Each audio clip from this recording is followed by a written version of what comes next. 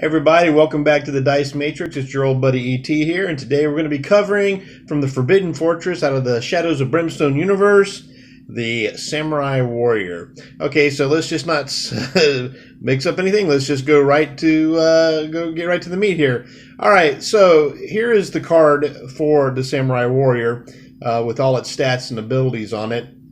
But what we're going to do is we're going to jump right to this little frame here, which is going to show the picture. Now, with most Shadows of Brimstone cards, information sheets, they have a male and female side. I believe this is the female side I have flipped up here. And, of course, the name above it is Samurai Warrior.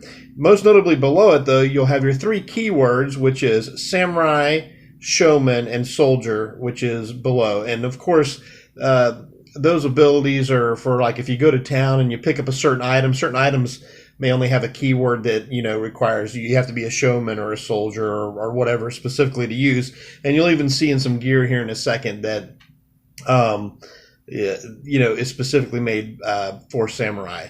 But anyway, that's the little picture here. Let's go ahead and jump down to the bottom of the card where we're going to show the to hit for range and melee, which is when you're using ranged weapons, you're going to need to roll a 4 or higher. The melee weapons, you'll need to also roll a 4 or higher, which reminds me of the lawman or the sheriff from the Shadow of Brimstone Frontier character.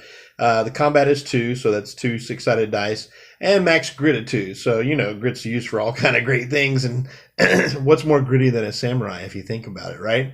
Okay, so let's jump a little bit over to the right of that, which is the health and the sanity. The health, max health, I guess you start off with, is 12, with a defensive roll of 3 or higher. So if you're about to be damaged by a hit, which is going to cause 1 to multiple wounds, if you roll a 3 or higher, that will negate that. And of course, receiving sanity damage, you have a sanity hit point total or sanity maximum a cap of 10 right now. It's not capped. I mean, you can get beyond that, but right now it's 10. And if you roll, you need a 4 or higher for willpower saves versus sanity attacks. Horror hits, if you will, in the game. Horror, however you say it. I'm not sure where you're from. But anyway, that's those abilities for your hit points. Basically your health. The things that make you drop in the game, your health and your sanity. If you lose that, your character is KO'd. And usually you're going to receive a wound unless you have a revive token or something. All right, so let's jump to the top of the card, which these are your ability scores in the game.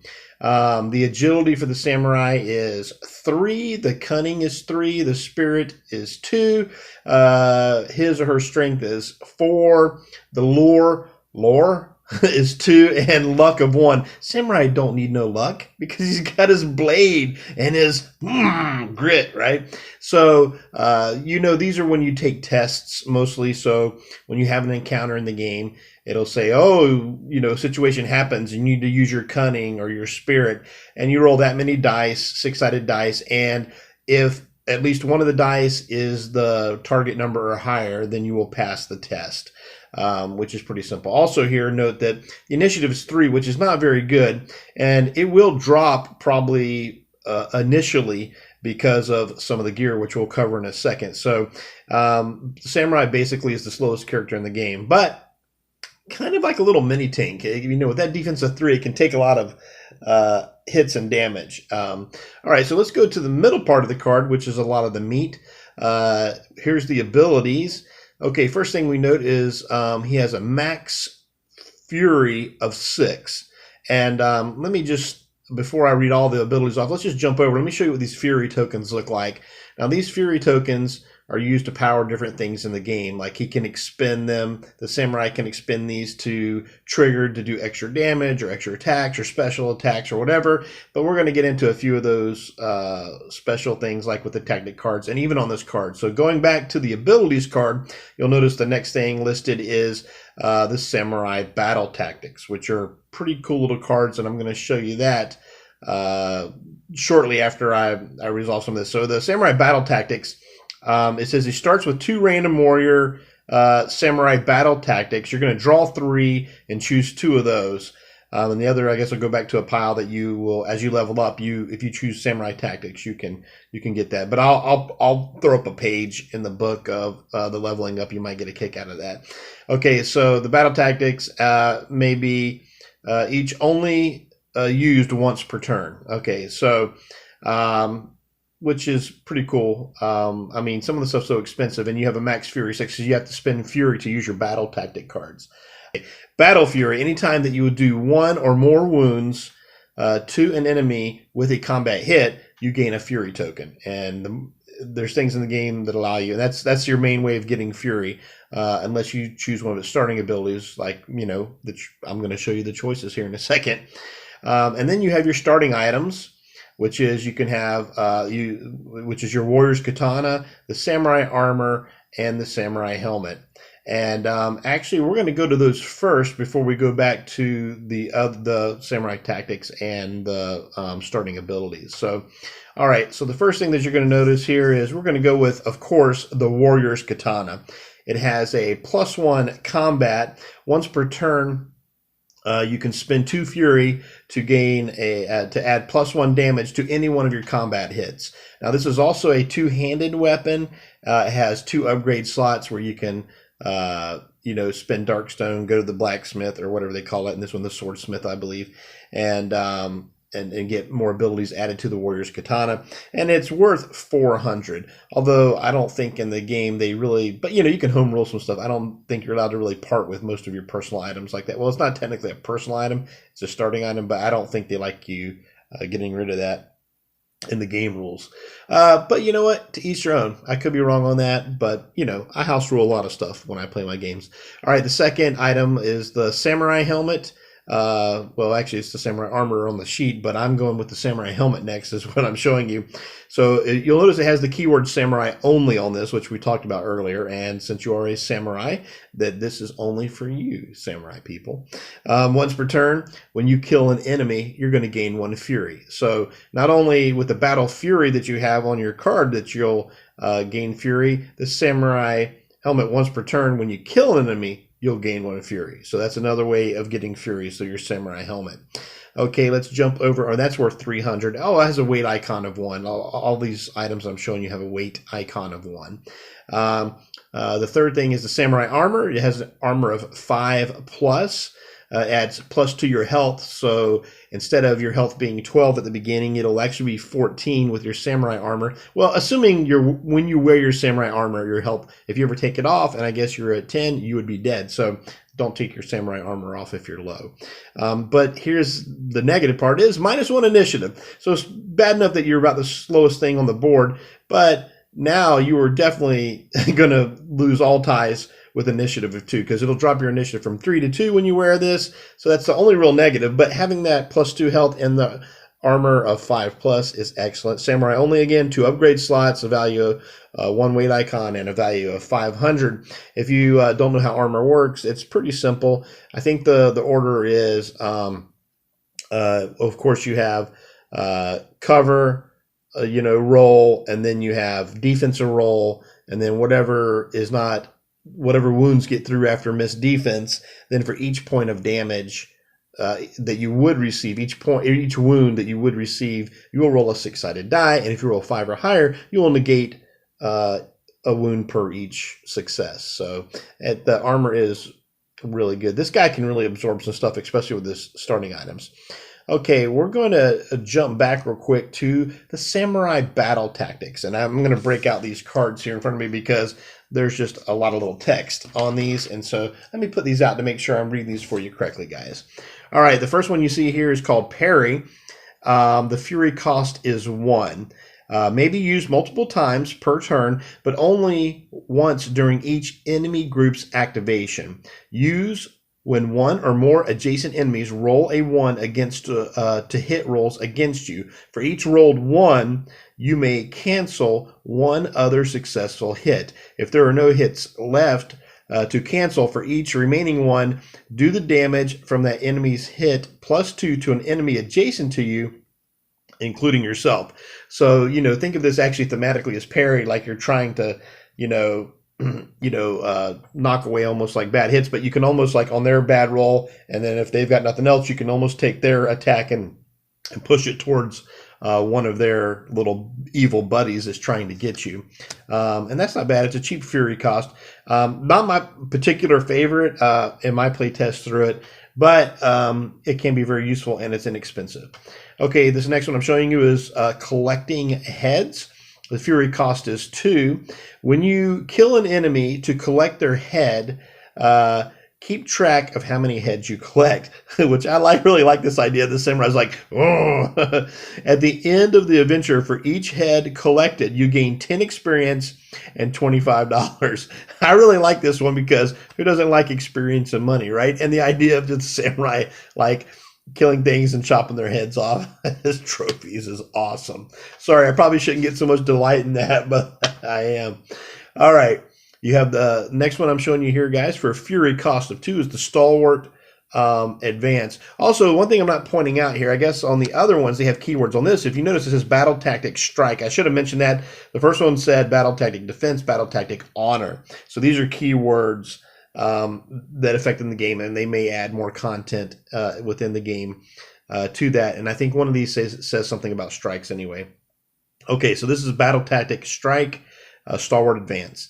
Okay, use when you kill an adjacent enemy to immediately move into the space that model had occupied, ignoring escape tests, and gain +1 combat for your current attack. You may continue to assign remaining hits from this new position. This may be used multiple times per turn. So this is one of the ones that break the rules for the battle tactics, that you can use this as long as you have the fury to spend. You can continue to, if you happen to drop something, you can step into its spot, and if you have combat left over, you can keep hitting. Of course, by dropping something, you will gain a combat, assuming you have the fury to spend on this. And I really like the Stalwart Advance. That's a really cool ability. Okay, this next one is Challenge for a fury cost of 2. It's a battle tactic honor. This has limit once per fight, so it's not even just once per round like most of the battle tactics, but only once per each fight. So you're going to use at the start of a turn to select the enemy model on the board with the highest remaining health to challenge. So you choose if tied. Until the end of the fight, the enemy will always prioritize you as its target, and both you and that enemy model are +2 damage on all of your attacks against one another. If you kill that enemy, you gain 20 XP, an extra 20 XP, or 40 XP if large or bigger, and recover 1 grit. So this is a really interesting thing. If people talk about like they don't like, I know there's a lot of dice rolling in Shadows of Brimstone and stuff, but for being thematic, a lot of these cards were thought out pretty well, especially for the samurai, because it's like the samurai has all this honor, and of course that's its keyword, and your challenge, you're calling out the biggest guy, and this can help protect another model or character or player in the game from something really nasty pulled over to you, and then it's just going to be a big slugfest with, it's going to hit you, you're going to hit it, but hopefully with your defense and armor, you'll be able to survive. But it doesn't mean, it's good because maybe the other characters can clean out some smaller ones and then come help you while you've pulled this off of them, especially since they may not have as much health as you. But I really, really like the challenge ability, especially thematically. Okay, the next one you see for a fury cost of 3 is the battle tactic formation Spearhead. Use only while you are more spaces from the entry door of the map tile you are on than every other hero on this map tile. So it is conditional, positionally wise where you are on that map tile. Add extra damage to one of your combat hits equal to the number of other heroes on your map tile up to max +5. Now, this Spearhead ability, I play a lot of my Shadows of Brimstone basically with 2 characters, or I'll play, usually 2 people is my, I'm not saying my most. I enjoy like 3, 4 starts to get pretty big. I will play it with a big crowd, but honestly, I love playing it with like me and one other person. We both play one character and we just, just rail through it. Or if I play, I'll play either a solo by myself with 1 character or with 2 characters. So this one is better with the more other characters that you have in play, and it's positional. this can be a really good ability, but it's not particularly for my style of play my favorite. But it is you know, it has a really good, you know, situational use in my opinion. It can be very, very good. All right, so let's move over to lightning thrust with a fury cost of 3. Toss yourself 3 fury away and you can lightning thrust something. This is a strike battle tactic. Immediately move up to 2 spaces, ignoring escape tests. Then do a single free combat hit to an adjacent enemy that was not adjacent to you before this move. So, you know, you're just zipping on over there. You may not gain fury tokens from this free hit. So it's nice that you get a single free combat. You don't get a fury from it, but it lets you zip away from something, like maybe there's something harassing you, like a dishonored dead or whatever, and you're like, man, I really need to help out my buddy over here, and you just got to get on over there and just like, wah, you know, it's a nice maneuvering tactic with something to it, and that costs 3 fury. That one's pretty good. Okay, shoulder to shoulder, a formation battle tactic with a fury cost of 4. You know, we're starting to get into the pricier ones, but a lot of these usually have better abilities for the price. You and each adjacent hero gain +1 to your defense rolls until the end of the turn. Defense rolls that roll a natural 1 do not gain the +1. So this is really, really nice for people that are next to you in the party. So, I mean, I really, this is pretty straightforward. So adding 1 to your defense roll is always good because avoiding damage is really good, especially, it says your defense is already 3. So basically you're only going to fail on a 1. You know, I mean, it's pretty good. I mean, but, you know, it does cost 4 fury for that ability. Okay, here's another strike battle tactic. It's called Furious Slash. The fury cost of 4. You gain +2 combat for 1 attack. Excuse me. You may not gain fury tokens for these extra combat dice.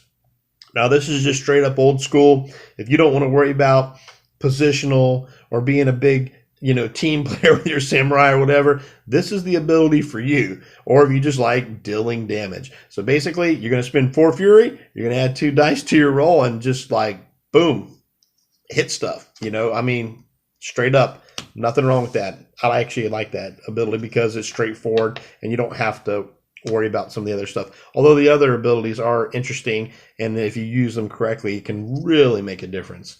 Okay, so we're going to move on to, I know there's a lot of battle tactics, right? But that's what makes the game interesting. You can choose from. All right, so now we have the battle tactic, the strike battle tactic called Sweeping Slice with a cost of 4 fury.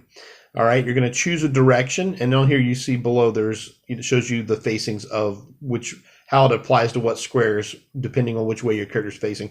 So choose a direction. Each model in the 3 spaces adjacent to you in that direction takes 1 combat hit that is +1 damage. And it shows you or. So basically how you can, you know, if you target this way, you're going to get the middle one, you're going to get the 3 in a line. If you choose the corner one, you're going to get the corner and the 2 adjacent to it. These combat hits do not generate fury. Now, what I do like about this sweeping slice is that it gets more powerful. So you still have the same fury cost of 4, but like at level 3, now 2 combat hits each. At level 5, these hits are now +2 damage. So now you get 2 combat hits, 2 plus damage, and then, you know, this is all piles on. So at level 7, they do 3 combat hits each. So now you get 3 combat hits each. So it's nice because as you level up, this ability levels up, and you don't always get that with a lot of your abilities. Except for this last one is the other one that does that. This is the most expensive battle tactic. It's a healing battle tactic called Stand Your Ground. It costs 5 fury. You may immediately heal 1 wound or sanity, any mix, for each enemy model currently adjacent to you, or 2 each for enemies that are large size or bigger. So this is pure up, just you're getting some health back, you know, thematically you're just saving damage. So at level 3, if you heal 4 or more this way, you are also +1 combat during your next activation. That's beautiful. At level 7, now heal 2 for each adjacent enemy, or 3 for size larger size or bigger. And I mean, that's all the battle tactics. So you get, every character in the Shadows of Brimstone universe, you get one of 3 abilities to choose from. And so let's take a look at your choices. So you're going to start with one of these 3, and this will be your abilities through the game. You can go with Determination, which is +2 Max Fury, which is fantastic. I like this ability a lot. Whenever you take 1 or more wounds from enemy attacks, gain 1 Fury. So this is yet a third way to get Fury, because you have the Samurai Helmet, the Battle Fury on your stat card, and if you choose this one, this is another way to get Fury. This is the one I think that like is really straightforward for the Samurai, and probably the one that I would choose the most. I mean, I'm not saying I wouldn't experiment with the other ones, because these other ones are good, but the way I like to play my Samurai, that would be the one for me. Okay, let's look at the next ability that you could start off with, called Wall of Steel. Once per turn, you may re-roll all of your failed armor rolls just rolled. Now, this could really save your life, especially since there's things out there like, what is it, the Oni? Because if they hit you, even though like you may survive most of their hits, but if one hits you, it does like 5, I think, damage. So you get to roll 5 dice. And I've played the game before where I've made 4 saves because you're, for your armor. And then it's like, man, I wish, because he has the bash, which sends you back. So if any wounds get through from the Oni, it'll send you flying backwards. And then if you run into something, you're going to take more damage. And you don't get a defense roll for that. I'm not saying that you wouldn't save from armor rolls, but it's not really, fun. So this Wall of Steel could be a good ability for you if you feel like that you want to be more protective. So like certain battle tactics combined with this Wall of Steel can be very valuable, a good asset during the game. All right, your third and final choice that you can start off with an ability for the game for the Samurai Warrior is Rising Sun. Once per turn, use 1 grit to add +2 damage to 1 of your combat hits. So now this does use a grit, so it can be a little, pricey, because if you're like me, you really like saving your grits for absolute emergencies. But, the Samurai's a little different. He's just out there going, we're going to do what it takes. But with so many things with good defenses for the monsters, this could be a very good one. Also, the secondary part of this makes this a hard one not to want to choose. Whenever hold back the darkness roll is failed, not including the depth events, recover a grit on the roll of on the D6 roll of 4 or higher. So, this is super, super, good for you, because it says whenever, but not the depth. So if not when you roll doubles, but you recover a grit on the roll. So I mean, anytime something's failed, you get some grit back. I mean, that's a great ability. That would probably be tempting for my second behind that, but in those cases, I'm probably choosing the determination on that. All right, let me just throw up the page here real quick of basically the skill tree and stuff, and let's take a quick look at that. All right, so when you level up your Samurai Warrior, depending on your role on the thing, let's just go ahead and take a look at these. So if you roll a 2, you're going to get what they call the Honorable Vendetta. You're going to choose an enemy keyword, demon, undead, or whatever. From now on, anytime you collect XP from those enemies, you're going to collect an extra 10 experience points, which is nice. Probably not one of my favorite ones to get on this, because I'm all about trying to get more abilities. So I kind of hope that I roll around the 7, which is the sweet spot for all these characters. If you roll a 3, you're going to get +1 Max Fury, or 4, +1 Move. If you roll a 5, you're going to get +1 Strength or +1 Agility. Also, you're going to gain +D6 Health/Sanity, any mix of that. So that's not bad. 6, if you roll a 6 when you level up, you get +1 Cunning or +1 Spirit. Also, you may gain the D6 Health, Sanity, any mix. But number 7 is probably one of my favorites, because this helps level up your main stuff here. So it's like, all right, you get +D6 to health and D6 to sanity. So that is like my favorite one right there. If you roll an 8, you get +1 to lore or +1 to luck. Also, the D6 health/sanity, any mix. 9 gets you a +2 side bag token capacity, which of course is this nice little side bag stuff there. Also, you gain +D6 health and sanity of any mix. If you roll a 10, you get +1 max grit, 11 +1 initiative, and 12 plus 2 corruption resistance. I know when you set up the samurai, instead of a regular side bag item, you can start with a fire socket instead or whatever. And so that means you can discard it to gain fury. So that you have that option. On your Samurai Warrior upgrade chart, let's just flash it up real quick so you can see this. And I'm not going to cover everything on here, but you can go down the battle tactics tree, the fury tree, the way of the warrior, the honor. And there's a lot of beautiful things here. Like you'll notice, especially off to the left under the battle tactics, you're going to gain new samurai tactics, those battle cards I was talking about. And of course, you'll, like down that row, you'll get abilities as well. And when you choose one of those, apparently the rules say that you're going to grab two. When you grab a new tactic, you're going to grab, two random and then choose one. And I guess that's how it works. So there is that mixed bag of like, oh, that's great, I have a new tactic, but is it one you don't really want, or the one that you're like, you're not going to use as much because of, so I have mixed feelings. Now, if I start off with like 3 abilities and there are none of them that I really liked at the beginning, as much as some of the others, then yeah, I'm definitely probably going to go down this path for that. Then you have the Fury path, which does a lot of stuff. They can give you more max Fury, max grid. Although its max ability is pretty cool. If you look at the bottom, the Fury Unleashed, once per fight, you may spend any number of Fury to add +1 damage each to one of your combat hits. So that's really nice, especially since if you choose the one tactic that I like, not tactic, but ability at the beginning where you get +2 max Fury, and if you choose this path, so you got 8, 9, 10, 11. So once per fight, you may spend any number of Fury to add +1 damage to each one of your combat hits. So I'm assuming you can just chunk that all at once. I mean, just to waylay into something. Of course, remember, you're going to be a pretty decent level by the time you reach the end of a skill tree to get those abilities.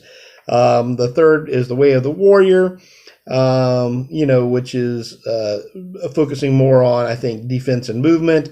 Although they do have an attack discipline in the middle there, so that the attack discipline, all keyword strike battle tactics cost you 1 less Fury to activate. Now that's really good, especially with the sweeping strike. I think the sweeping strike is one of the ones I really like the most because it kind of levels up and it gives you an area of effect. It may not seem like a whole lot of damage, but like if you have that, card, a battle tactic, this might be, it's interesting because before when you would play Shadows of Brimstone, especially in the Frontiers, it felt like, maybe some stuff was a little better together, but like in this, it really can make a difference with the Samurai. Your battle tactics, you choose with which path you want to choose, or which ones you want to kind of dink off because, of the synergy. And, it really makes you look at the chart more than usual, I think, anyway. And then the last one is the Honor tree branch or whatever. So you got leadership, toe-to-toe, stalwart, and battle formation. And all these are pretty good. Adds lore strength, corruption resistance, and +1 cunning for the final one if you get down there. Those are all really good. I've left them up here for a second. You can always just screenshot it or take a pause or whatever if you haven't seen it yet, and look at those yourself. That basically covers everything you need to know about the Samurai. Thank you so much for watching the Dice Matrix, and as always, keep killing those monsters and keep the dice rolling.